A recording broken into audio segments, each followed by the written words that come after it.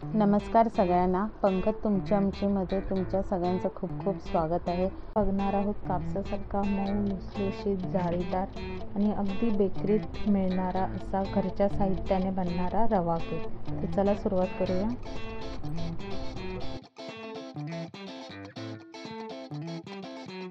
आपण सुरुवात करूया साहित्याने। 2.5 कप रवा, बारीक रवा घ्यायचा आहे। जर बारीक रवा नसेल तर तुम्ही जाड रवा मिक्सरला लावून घेऊ शकता। 1 कप पिठी साखर, 1 कप दही, चांगलं ताजं दही हवं, आंबट दही नको। अर्धा cup Milkmaid, condensed milk, Milkmaid, मिठाई मेड काही घेऊ शकता, मी मिल्क मेड घेतला आहे।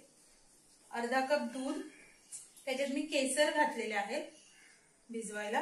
अर्धा कप तेल, दीड टीस्पून बेकिंग पावडर आणि 1 टीस्पून बेकिंग सोडा। जर केशर नसेल तर केसर इसेन्स पण तुम्ही घालू शकता, 1 टेबलस्पून। चला मग सुरू करूया कृती। रवा आहे, रव्यात पिठी साखर, मिल्क मेड, दही, दूध आणि तेल चांगलं ढवळायचं एकत्र। सगळं व्यवस्थित मिक्स होत नाही तोपर्यंत रवा चांगला एकजीव झाला पाहिजे। त्याच्यात मिश्रणात रवा चांगला एकजीव झाला आहे तर मी सध्या तरी 20 मिनिटच ठेवते।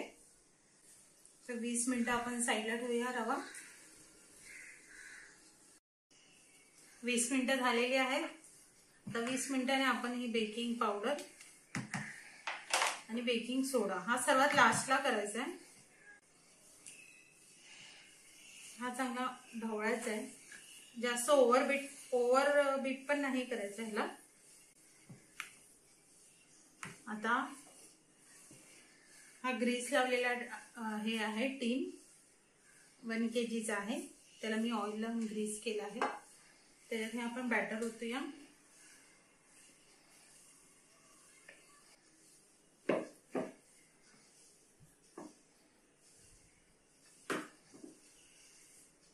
बस एक थोडंसं टॅप करूया, ठीक आहे।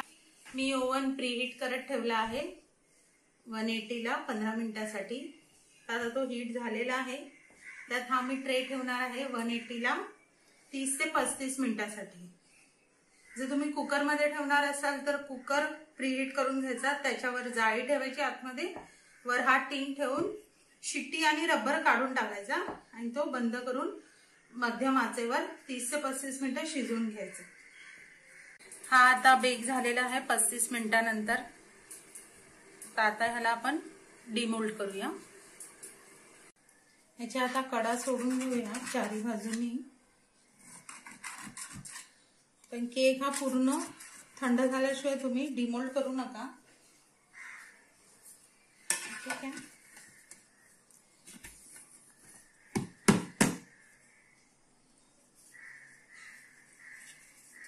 बघा किती सुंदर दिसतोय, किती छान फुगला आहे, नरम आहे,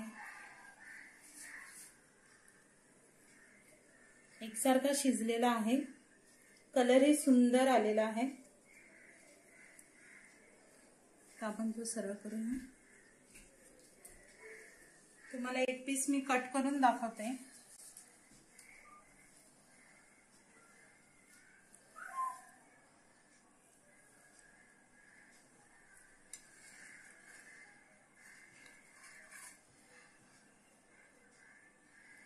बघा